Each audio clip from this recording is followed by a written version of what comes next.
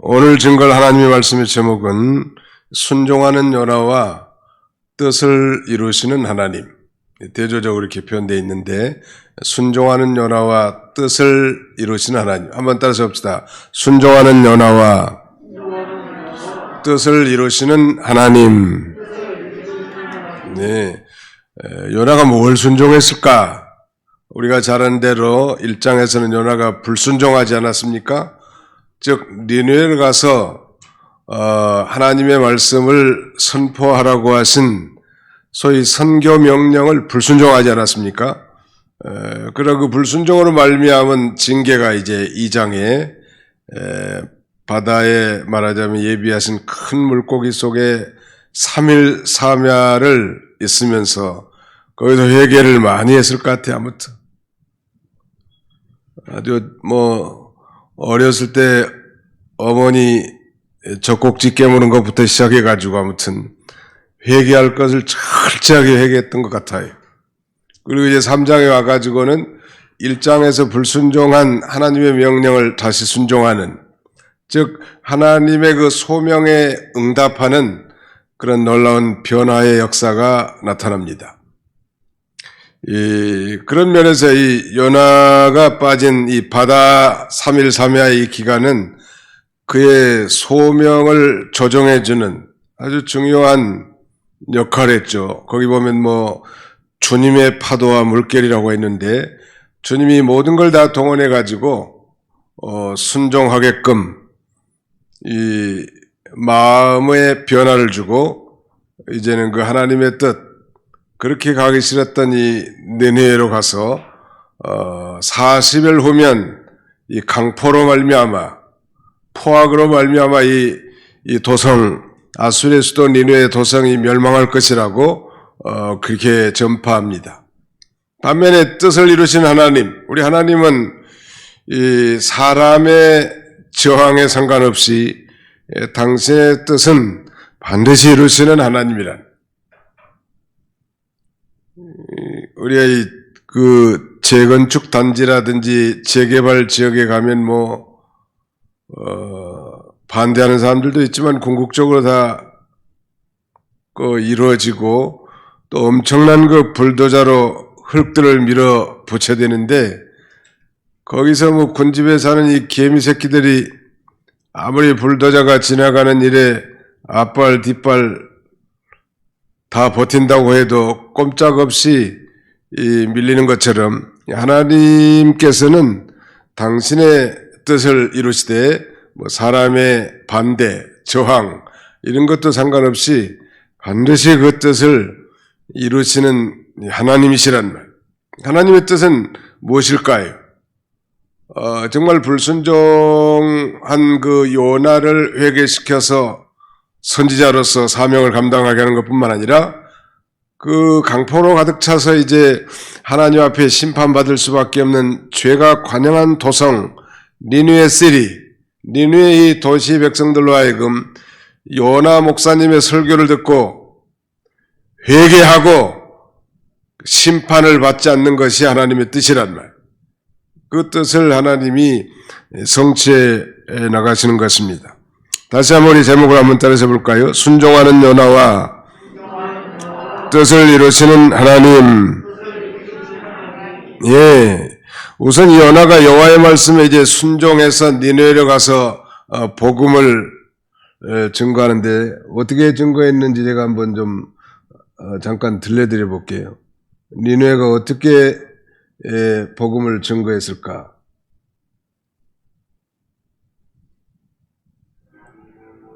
여호와의 말씀이 두 번째로 요나에게 임하니라. 이르시되 일어나 저 큰 성읍 니느웨로 가서 내가 네게 명한 바를 그들에게 선포하라. 요나가 여호와의 말씀대로 일어나서 니느웨로 가니라. 니느웨는 사흘 동안 걸을 만큼 하나님 앞에 큰 성읍이더라. 요나가 그 성읍에 들어가서 하루 동안 다니며 외쳐 이르되 40일이 지나면 니느웨가 무너지리라. 40일이 지나면 니느웨가 무너지리라. 40일이 지나면 니느웨가 무너지리라. 이렇게 외쳤습니다. 40일이 지나면 니느웨가 무너지리라. 뭐 우리 성경에는 분명히 한 번밖에 없는 것 같은데 이 드라마 바이블은 극적으로 표현하기 위해서 한번 3번 언급해놨는데요. 아무튼 우선 40일이 지나면 니느웨가 무너지리라 그걸 외치는 거예요. 마치 그 소돔 고모라에 선포된 진노와 거의 비슷합니다. 그러니까 만약에 니느웨 성 도시 사람들이 회개하지 아니하면 소돔과 고모라 도시처럼 철저히 파멸시키고자 하셨던 것인데 하나님께서는 그러니까 죄인들을 무조건 용납하지 아니하시고 회개를 전제로 하면서 용납하시는 거예요. 아무튼 회개하고 바로 서는 것 이것도 하나님의 은혜로 역사한 것이지만 대단히 중요한 것이죠. 이제 요나 선지자가 선포한 대로 니느웨 백성들이 하나님을 믿고 그 다음에는 회개하게 되는데요.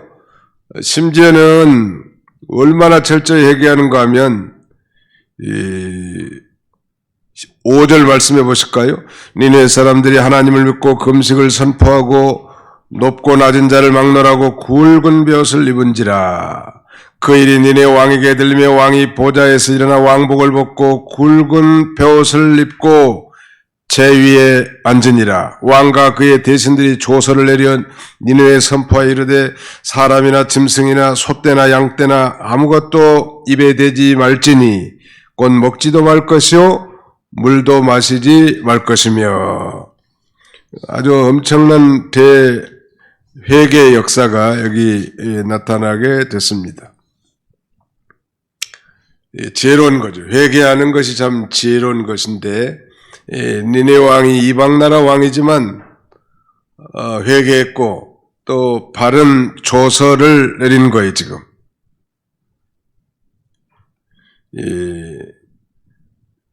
우리 하나님의 백성들뿐만 아니라 모든 사람들이 하나님의 긍휼을 얻고 멸망을 피하는 유일한 길은 회개하고 죄를 버리는 것입니다. 어떻게 보면 이 코로나19의 이 대재앙의 장기적 밴더믹 현상은 하나님의 백성들에게는 회개하라는 거예요. 말하자면 새로운 말하자면 그래서 새로운 언약 백성들의 관계를 정립하기를 원하시는 것입니다. 하나님 이 우주의 절대 주권자신 하나님께로 돌아오라는 거예요, 지금. 단순한 그 현상, 이런 것들에만 우리가 관심을 둘 것이 아니고, 그 배후에서 역사하시는 하나님 아버지의 그 세미한 음성을 우리가 들을 줄 알아야 되는데, 그 요점이 하나님의 백성들이 마음이 다 하나님께로부터 이반됐단 말이에요. 그래서 하나님께로 돌아와서 회개하라는 거예요. 하나님의 긍휼하심을 얻고 그 다음에는 멸망을 피하는 유일한 길은 회개하고 죄를 버리는 것이라는 거예요. 왕의 조서대로 하나님께서 혹시 그렇게 하면 뜻을 돌이키시고 그 진노를 그치지 않겠는가 이렇게 말하면서 오늘 우리가 배울 수 있는 이 중요한 교훈은 왕이라면 백성의 위정자들 아니겠습니까? 위정자. 위정자들뿐만 아니라 우리 백성들도 마찬가지인데 진정한 애국이 뭘까? 진정한 나라 사랑이 뭔가? 세상의 정치가들은 법을 새롭게 개정하는 거. 우리나라는 요새 검찰 개혁이 아주 어린 아이들도 다 알 만큼 강조하고 있지 않습니까? 그 다음에 경제 부흥. 이 세계 코로나로 말미암아서 이게 전부 다 막혀가지고 모든 나라들이 선진국부터 시작해가지고 다 이 돈을 풀어댄다는 말이에요. 경제를 회복시키기 위해서. 교육 개혁, 문화 진흥 다 중요하고 필요한 것이지만 가장 중요한 것이 뭘까? 그건 회개예요. 믿으시기 바랍니다. 가장 중요한 것은 종교적, 도덕적 각성이란 말. 근데 이걸 놓치고 있는 것이 사실은. 하나님은 종교적으로나 도덕적으로 부패할 때 언제나 개인이나 국가나 가정이나 나라를 심판하고 파멸하는데 그건 직시하지 못하고 그저 경제만 발전시키고 문화만 진흥시키고 또 여러 가지 교육을 개혁하는 이런 일에는 열중히 세상 사람들은 건다 할지라도 우리 믿는 사람들까지 거기 부하내동해서는 안 되겠죠. 우리 하나님이 정말로 원하시는 게 뭔지, 나를 향한 하나님의 뜻이 무엇인지, 아니 교회를 향한 하나님의 뜻이 무엇인지, 아니 이 팬데믹 코로나 이 재앙을 통해서 우리 그리스도인들을 향하신 하나님의 메시지는 무엇인지 그걸 발견하고 바로 선다면 반드시 하나님께서 회복시켜 줄 것이고 또 나머지 일들도 다 잘 되게 해줄 줄로 믿습니다. 장차 이 온 세상은 다 장차 망할 장망성이라고 했는데 하나님의 심판을 피하고 주님의 긍휼을 입는 길은 회개하고 바로 서는 것. 뭘 회개할까? 그건 자신들이 더 잘 아는 거죠. 하나님 앞에. 하나님보다 앞세운 것들이 뭔가? 내 인생의 프라이어리티, 우선순위가 바뀌어진 것들 다 되돌리라는 거예요. 하나님이 2번이 된 걸 다시 하나님이 1번으로 돌리는 거예요. 하나님 앞에 마땅한 의무들 소리하는 게 뭔가? 그걸 다시 개혁하라는 거예요. 놀라운 일은 이렇게 하나님을 향한 개혁 조치를 단행하면 나머지 필요한 것들은 하나님께서 다 필요한 대로 공급해 주시고 회복시켜 주시는 거예요. 믿으시기 바랍니다. 이게 원리예요. 복받는 원리가 이거라. 근데 가장 근본적인 문제는 적게 두고 부자가 되겠다, 몸이 건강해야 되겠다, 교회 애들 교육을 잘 시켜야 되겠다, 문화적인 혜택을 많이 봐야 되겠다, 좋은 이 시설들을 도입해야 되겠다, 이런 것을 앞세운다면 심각한 문제 아니에요. 이 경제적 부흥으로 말미암아 사실은 이 시대가 다 그렇게 된 거예요. 지금 다 뒤집어진 거예요. 하나님 제일주의로만 나가는 그런 민족이 있다면 하나님은 반드시 그 민족을 들어서 세계를 선도하게 할 것입니다. 나는 그 나라가 우리 대한민국이를 간절히 바라고 또 그럴 만한 가능성이 많은 민족이 우리나라가 지금 전 세계를 다 뒤집어 봐도 만약에 우리 서울에 있는 교회들만 각성해서 회개한다면 아마 전 세계가 다 뒤집어질 거라. 아마 대한민국의 세계를 선도할 가능성도 아주 많아요. 이렇게 도시에 교회들이 많이 있고 신자들이 많이 있는 도시가 많잖아요. 아무튼 니네 왕은 이방 왕이지만 요나 선지자는 어떻게 보면 아수르의 대적의 나라 사람 아니겠습니까? 그리고 40을 넣으면 니네가 무너지리라는 이 설교는 별로 달갑지 않는 설교예요. 복을 받습니다. 형통합니다. 성공합니다. 건강합니다. 잘 됩니다. 이런 설교는 아멘이 되지만 말이죠. 심판을 받습니다. 벌을 받습니다. 징계를 받습니다. 재앙을 받습니다. 이방 나라에 가서 이러면 자칫 지도세도 모르게 이거 죽일 수도 있을 건데 말이죠. 이 물고기 뱃속에서 철저하게 회개한 요나는 하나님이 시킨 대로 말의 꾸밈이라든지 자기의 지혜를 거기다 붙이지 않고 하나님 명령하신 그대로 40일 후면 니네가 무너질 거라고 이렇게 외쳤는데 놀라운 현상이 발생한 거예요. 평민호부터 저 왕자의 앉은 군왕까지 모두가 다 베옷을 입고 회개하고 왕은 그 죄를 뒤집어 쓴 거예요. 죄에 앉았다는 건 그야말로 신실하고 겸비한 자세를 취했다는 거 아니겠습니까?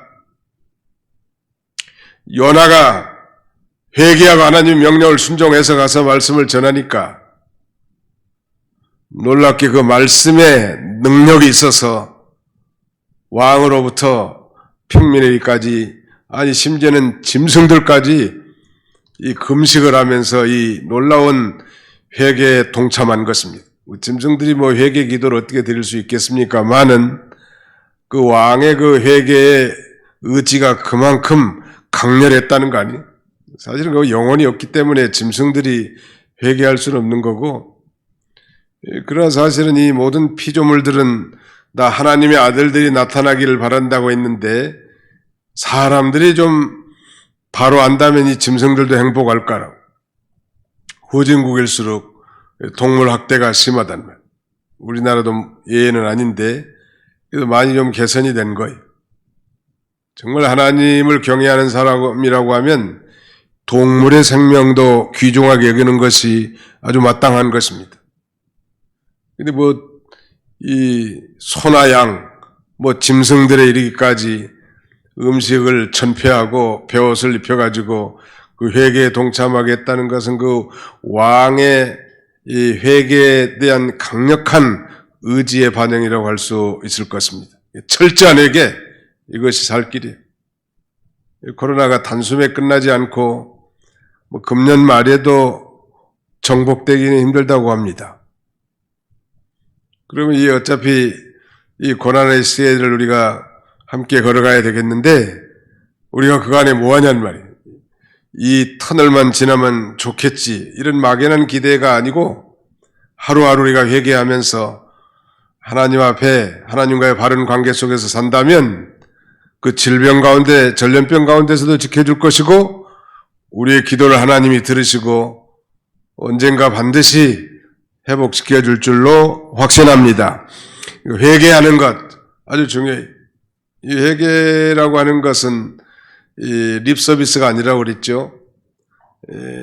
완전한 방향전환, 이 180도의 방향전환이.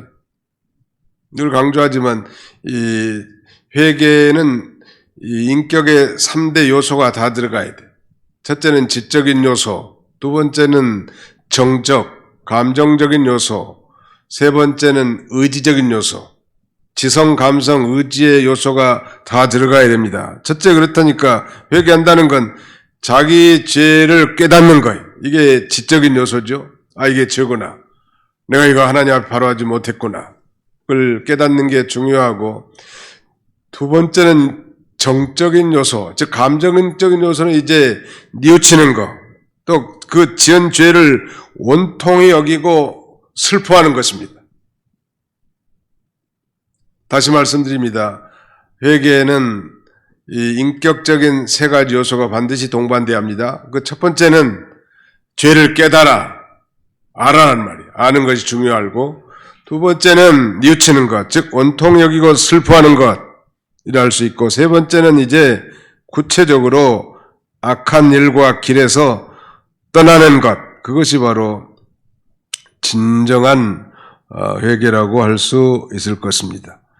자, 오늘 이 니네 아수르 왕의 입에서도 그렇게 나왔죠.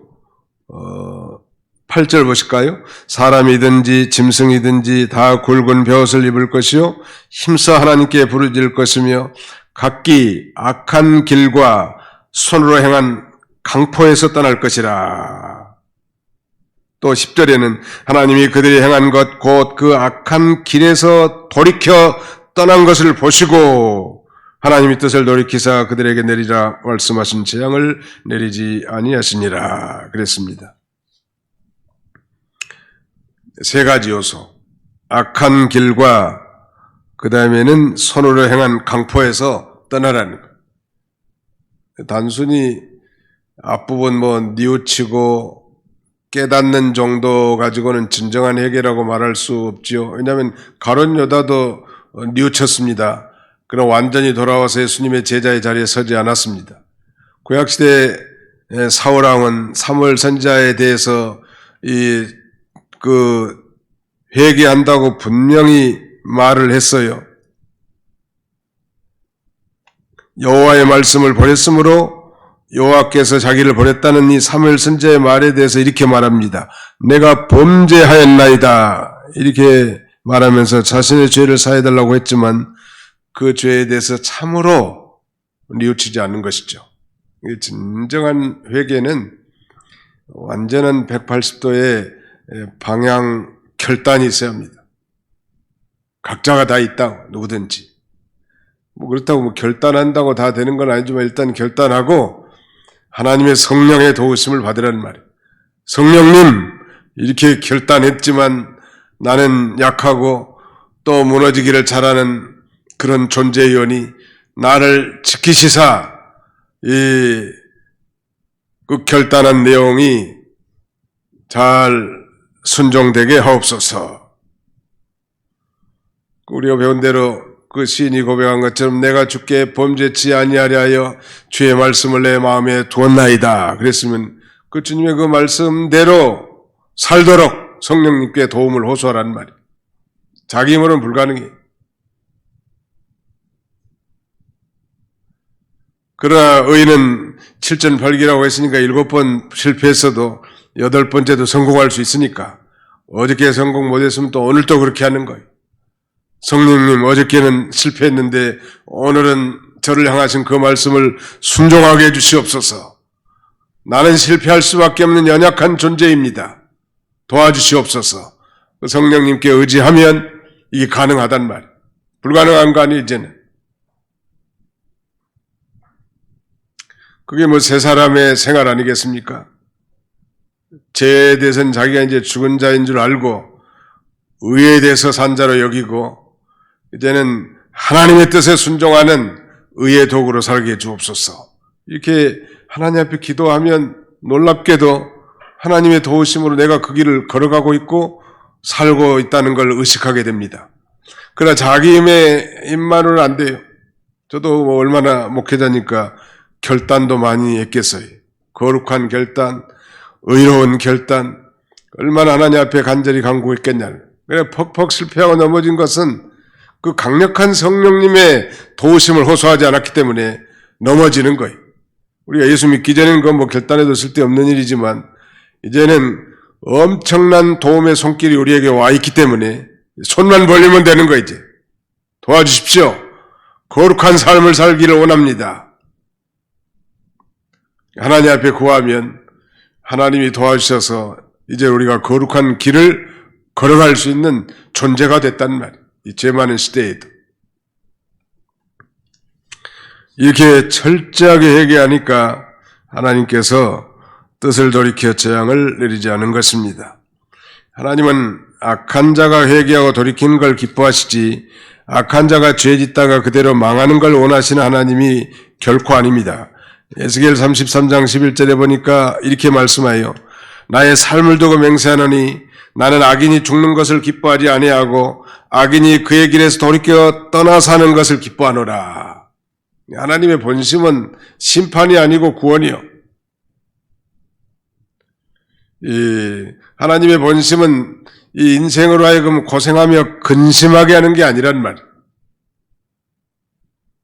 그 다음에 에스겔 33장 11절 하반절에 보니까 이스라엘 족속아 돌이키고 돌이키라. 너 약한 길에서 떠나라. 어찌 죽고자 하느냐 하셨다 하라.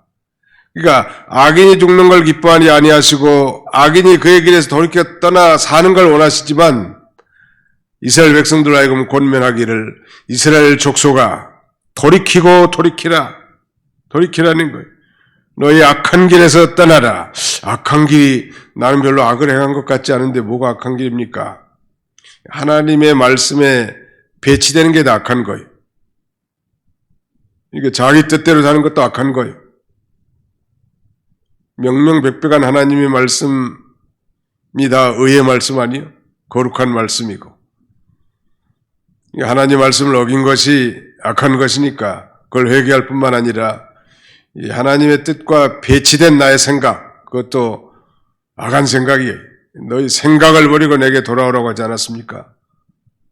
돌이키면 하나님이 긍휼하심을 베풀어 주시고 아무리 큰 죄를 범했다 할지라도 아니 주홍같이 붉은 죄를 할지라도 또 진홍같이 붉은 죄를 할지라도 흰눈처럼 양털처럼 깨끗하게 있어주시고 언약 백성으로서 새로운 관계 속에서 복된 인생을 살아가게 하시는 것입니다. 하나님 그걸 원하시는 거예요.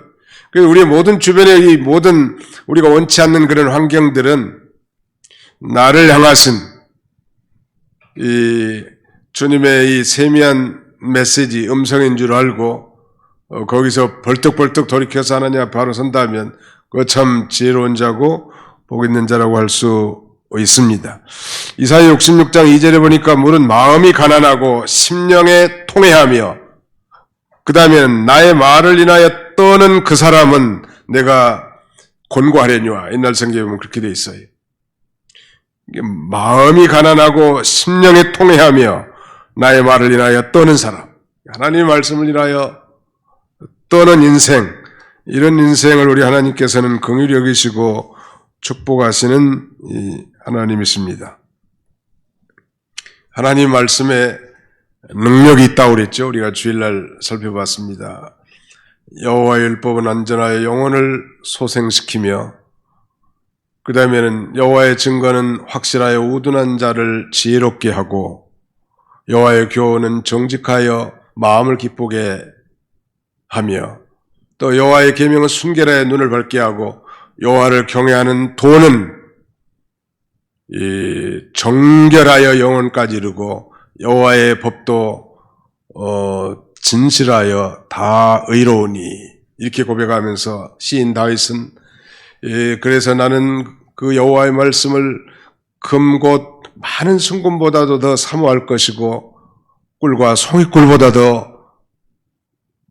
달다고 고백하고 주의 종이 이로써 정말 경고를 삼고 이 말씀을 지킴으로 큰 상이 있을 것이라고 이렇게 고백한 거예요. 하나님의 말씀 자체에는 성령으로 기록된 하나님의 말씀이니까 이게 능력이 있는 거예요.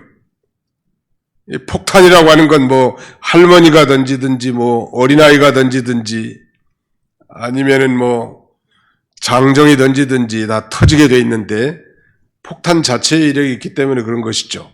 하나님의 말씀은 이 살아있고 운동력, 즉 활력이 있어 좌우에 날선 어떤 검보다도 예리하여 혼과 영과 관절과 골수를 찔러 쪼개기까지 한다고 말씀하시고 그래서 마음의 생각과 뜻을 판단한다고 했습니다. 하나님의 말씀은 그러니까 이 죄로 인해서 무뎌진 양심과 영혼을 깨우쳐서 그야말로 삐뚤어진 인생관을 고치는 능력이 있단 말.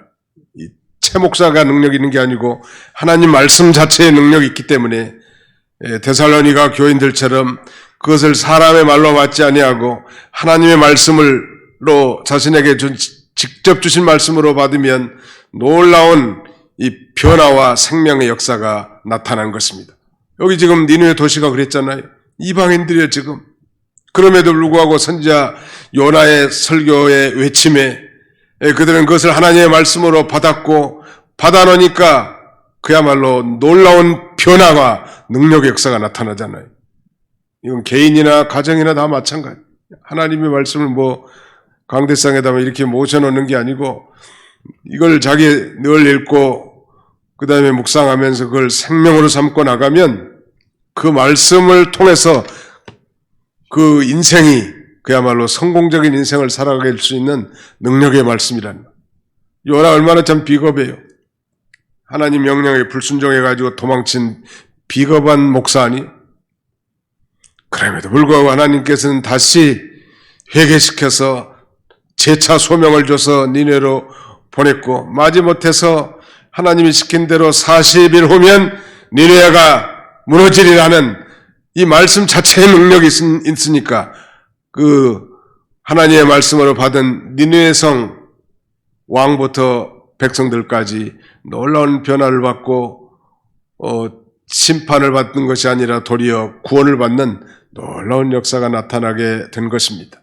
오늘도 우리 모든 사랑하는 우리 모든 도봉교회 가족들 한 사람 한 사람이 이 하나님의 말씀을 이렇게 천천 금은처럼 사모하시기 바랍니다. 천조각의 금덩어리보다도 천조각의 은덩어리보다도 이 하나님의 말씀은 7번 도가니에 나온 이 순전한 하나님의 말씀을 생명으로 삼고 나갈 때 내 인생이 변하고 우리 가정이 변하고 우리 교회와 국가가 변한다는 사실. 하나님은 그 사람과 함께 하시고 그 사람을 통해서 하나님의 뜻을 이제 이루어 나가게 될 것이고, 진노받기로, 심판받기로 예정된 도시 니느웨라도 하나님이 그 뜻을 돌이켜서 긍휼하심을 받게 한 것입니다. 하나님이 하나님의 뜻이 이랬다 저랬다 하는 것이 아닙니다. 하나님의 뜻은 명백하게 이 포악과 강포 가득한 니느웨 성을 심판받을 만하지만 선지자 요나를 자기 종을 보내서 듣고 회개시켜서 구원하려고 한 그 놀라운 하나님의 긍휼의 또 다른 표현인 것입니다. 바로 우리 하나님은 그렇게 무자비하신 분이 아니에요. 이제 4장에 가면 우리 하나님이 어떤 분인지 마침내 이제 요나가 고백합니다. 4장 1절에 하반절에 보시면 그렇죠. 주께서는 은혜로우시며 자비로우시며 노하기를 더디하시며 내가 크시사 뜻을 돌이켜 재앙을 내리지 아니하시는 하나님인 줄을 내가 알았음이니이다. 우리 하나님은 그런 하나님이요. 이러니 풍성한 긍휼과 축복이 저와 여러분들 가정에 충만하시기를 주님의 이름으로 축원합니다. 기도합시다. 살아계신 우리 아버지 하나님께서 이 저녁에도 저희를 주의 전으로 불러주시고 하나님 앞에 예배에 참여할 수 있도록 은혜 주심을 진심으로 감사하고 감사를 드립니다. 1년 이상 이렇게 지속되는 이 코로나19의 이 대재앙도 우연한 자연현상도 아니고 정말 사회현상도 결코 아니라 우리 언약 백성들을 향해서는 어미하신 회개를 촉구하신 하나님의 무언의 메시지인 줄 우리가 바로 깨달아 우리가 하나님 앞에 바라지 못하고 불순종했던 모든 것들을 깨닫고 알고 진정으로 뉘우치고 통회하면서 이제 하나님께로 돌이키는 신실한 하나님의 언약 백성들이 다 되도록 하나님이 축복해 주시기를 간절히 바라옵고 원합니다. 자비로우신 아버지, 우리 성도들 가운데는 이렇게 몸이 아프고 어려움에 처한 형제들이 있사오니 하나님 저들도 불쌍히 여겨주시고 고난과 어려운 가운데 더욱 주님을 의지하고 더욱 주님을 찾아서 더욱 하나님 마음에 쏙 드는 신실한 하나님의 자녀들이 다 되도록 우리 하나님이 함께해 주시옵소서. 남은 주간도 주께서 친히 함께해 주시기를 간절히 바라옵고 예수님의 이름으로 기도하옵나이다. 아멘.